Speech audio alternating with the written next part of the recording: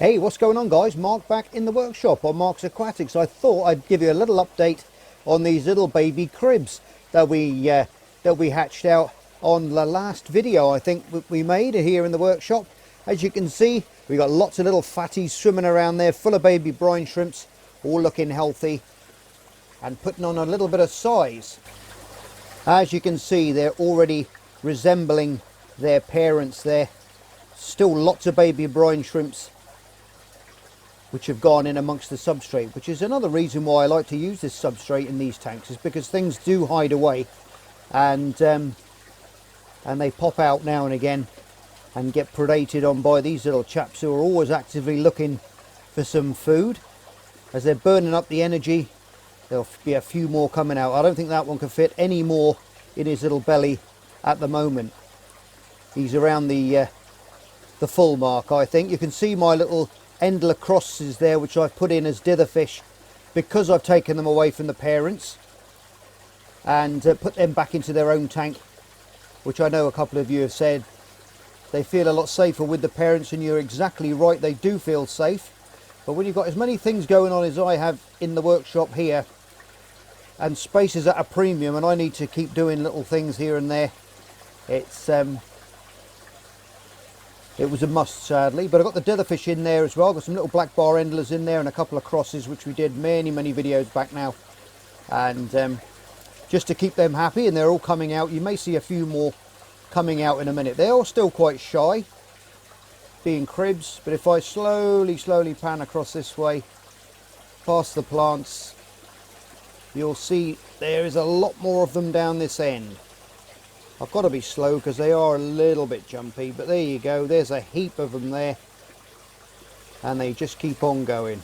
Sorry if it's a bit glary, I'll try and get a bit more of a clear shot for you if I twist it around that way. But they are absolutely stunning little guys, beautiful coloration for the size of them, and they're fat as little pigs. Look at that. One of my favourite fish, and one of my first fish which I bred many years ago as a kid, and still holds that fascination for me today as well. Yes, it's water change day today. Where's my mic gone? There it is. Yep, water change day today. We're going to take out around 10%, and we're going to put in some fresh dechlorinated water, which we're going to bring up to temperature and put back into the tank. That's the way I do it. I just put it in a bucket, put a heater in, get it up to temperature, and then slowly jug it out and fill it back up to the size again. We got quite a few out there. It's not as many as I thought. Not sure, maybe 40, but they never stay still long enough for me to count them. So if any of you are good at counting out there and you fancy freeze framing this, you can drop me a message in the comment below telling me how many I've got in there. Okay, that'd be handy. I know I could do it myself, but it'll give you guys something to do this afternoon on this lovely sunny Sunday afternoon. It's in Wales. We've lost the rugby. I don't know. Wasn't by much, but South Africa took it away from us. Yes, on this video as well, I'm going to show you the bench tank as well and let you have a look at the shrimps, and we'll have a little chat about how they're getting on as well. And I'll show you the crazy plant growth which has been happening in the tank over the last couple of weeks. It's gone absolutely ballistic. You won't believe how much these plants have grown. You really won't. When I first aquascaped the tank, I made the little trees in the middle. If you can remember that, I made that nice little stick up in the middle there, those nice little branches of spiderwood with that swasatang on the top as like a little tree. And when you see it, you'll see the rest of them now are nearly touching I think they're actually touching the top of the water this morning. They've grown that much with this CO2. So I think we've seen enough of these little guys now, and they're all doing well, grouping up there lovely. So I think we'll spin this camera around now and we'll have a look at the bench tank, and I'll show you some amazing plant growth. Well, look at that, guys. Now there is some plant growth if I have ever seen it. Look at that, it's gone absolutely berserk in there. We're lovely and healthy. CO2's going in. JBL Pro Flora I've been feeding the tank, as well as the that JBL 24, which you put in every day as well, and the other one you put in once a week, with the CO2 which I've got down here. That's the size of the cylinder I'm using. It's a massive cylinder. Sorry for all the mess. But we'll go back up onto the tank. You can see how much. Now that was the Suswassa tank tree there. And that was when all the other plants were about this big. Only maybe, I think it was maybe 2 weeks ago. Could be 3 now. But you can see now the plants are touching the roof. They've gone right to the top. And it looks absolutely fantastic. And now's a fantastic time now to take some cuttings off around here. Different places. You can take those crowns off, you can plant them in different areas again and bring on some new plants that will soon root in, just as like we put them in when we first put them in. There wasn't hardly any roots on. So I'll take you in closer now and we'll look at some of the roots systems that some of these plants have put out, which are quite amazing. Look at that. I've taken some of the fish have come out as well. Taken a few of them out. As you can see, we've got a little bit of algae on the leaves.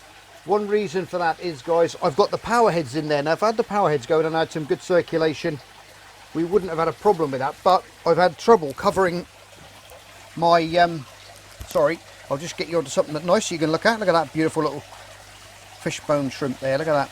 Yes, the reason was I took the I put these power heads in, and they're marine power heads, and they're a lot more difficult to put cover up around the actual intakes, and I was so frightened that these guys were going to get sucked in, as well as some little baby plex which I've put in there as well for clean-up crew.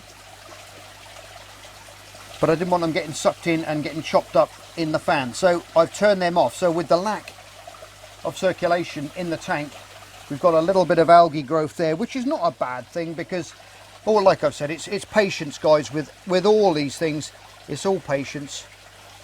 Sorry about that. I'll try and get you a better view of Mr. Shrimp. There you go, that's a bit better. He's quite happy, just chilled out there. But yes, the algae's not a great problem. It will clear up in time. Obviously the plants are growing very quickly, so they're utilising a lot of that as well. And without that circulation, that water is not as flowing, so it's going to get a little bit more detritus and things landing on the leaves of the plants. As you can see, they're not too bad. But the snails are getting to work, and they're going to soon clean all this lot up and make it look all nice again. It's only a very young tank, and these things go through their phases, just like marine tanks do, and all the other systems that we put together. You can see some of the snails there on the cleaning up the leaves. And this is what it is. It's all about patience and time with aquariums, guys. Don't try and rush nature too quick, otherwise it'll backfire on you. Okay, if you've got green plants, you can put some little, you can put the creatures and critters in that are gonna clean up the place. Any dying or decaying leaves like that there, your snails will find them. Just like that little guy right there, that little tiny leopard ramthorn. Oh, he's not, there you go. He's eating away, and they'll eat away any of that dead and decaying matter in the tank, so you haven't got to really worry about that too much, and just let nature take its course. Another one of the pure red lines there. He's shed a couple of times now, put on a bit more size. Looking absolutely gorgeous. One of the pintos. Hello and goodbye. You might come back out in a minute. I'll get some more footage for you. And one thing I will say, guys, when you're setting up a tank like this, obviously this one was a mature tank. I just put some more plants in it. When you get these algae growths and these blooms and things, keep your food back on your shrimp as well, okay? Because there's going to be so much food in there for them as well. Being scavengers, they'll eat leaf, detritus, anything they can get their little paws on, they'll eat it. So keep your food down, and because they're not going to starve, believe me. There's plenty of food in there for them to eat. As for the little plecos as well, that you can see they're rasping away on the rocks there. The algae hasn't taken on the rocks very much, as you can see. There's a little bit on the glass I've got to clean off. That was my fault. That's from being lazy and having too much to do. But they're lovely little guys, little blue-eyed lemons, keeping the place nice and clean. Another one of the fish bones there coming out. They've all shed now probably twice, I would say, since I've put them in here. and doing really well. So it shouldn't be too long, maybe a few weeks, and hopefully we'll start seeing a few berries on these guys, which are quite difficult to see being black. You've got to wait until they get up and into the water column and do a bit of swimming, maybe up the glass, before you can see the berries underneath, before you know that they're carrying. But it's going to be nice to see a few more of these babies in. I'm going to have to change these power heads out as well, because they're a little bit too, as you can see, the problem that I've got there is that it blows out here, but with these pumps it does a reverse flow as well, which is pre-programmed into these. And so 1 minute it's sucking through there and blowing out here, and then it will suck back through here and blow out up this way, so it changes the flow. It's got an impeller in the bottom, and it's got an impeller up there. That's the driving impeller, and it's got one that blows and spins that one, and that's as like a secondary impeller in there as well. So what I've been doing is coming in here, and when I know all the shrimp are out of there, because sometimes they do go inside here, I'll start it up and I'll give the tank a good old blow from left to right with both of these pumps while I'm watching, and then I'll take them out, stop them, and then and give it a rest again then until the next time. But I think what I'm going to do is get a couple of the RW20s, I think by either J-Cod or J-Bow in here, and I can put a nice bit of mesh then around that to stop anything getting sucked in, and they only do the one sucking through the cage and straight out the front that way, so we're going to be safe then, because we don't want to be chopping them up.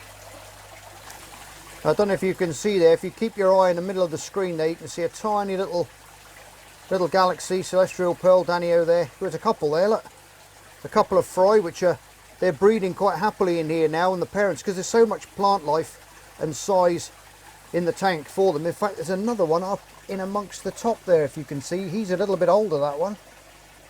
So we've got quite a few of the babies, which are the eggs, which are hatching in here and growing nicely on the infusoria, which is in the tank as well. Now, as you can see, the back of the tank looks a little bit green. That's because it is. I've left that on there for the plex, just to have a little graze on. But it's lovely to see those little babies. Look at those little guys hopping around in there, look. So it just shows you that the parents won't predate on them too much when there's size, and they can hide away, and they've got plenty of places to hide. Because believe it or not, even at this size, they can quite easily get out the way of the parents that are chasing them. Obviously these guys have done, and they've survived. So there's 3 in there so far. The parents are all lurking around in amongst the root systems at the bottom. They're quite shy still, which I'm not worried about. In fact, if we look over there, there's a couple there actually chasing each other around at the moment, probably laying eggs as we speak. There's a female there going behind the rocks, and that's what they're doing. They've been going amongst these root systems here and laying the eggs, because I've seen the eggs stuck to the root systems here when I put my magnifying glass up to them, and you can see them stuck there. Obviously some of them they're predating on, because I'm keeping the food right down low, but it's not to worry. It's nice to see the odd ones popping out and surviving. Look at that, little bits of hair algae. Look. That's just where that detritus is just laying on the leaves, and it can get a little foothold, but it won't be there for long. You can cut those tips off and remove them if you like, or plant them somewhere else and let the plex take care of the problem. Fantastic. I won't say what that plant looks like, but there you are. Anyway guys, I'm not growing weed in the greenhouse here at all, in my tank, in case you're noticing. It does look very weird though, doesn't it? Can't remember what the plant's called, but it's growing lovely, looking nice. The shrimps are all happy. Everyone's jumping around, swimming around and breeding well. My little bristlenose there, cleaning up the tank in the back. I think I'll leave it there guys. Anyway, as always, your stars, love you loads, take care, and I'll see you on the next episode of Mark's Aquatics. Bye for now. Just me and my guitar.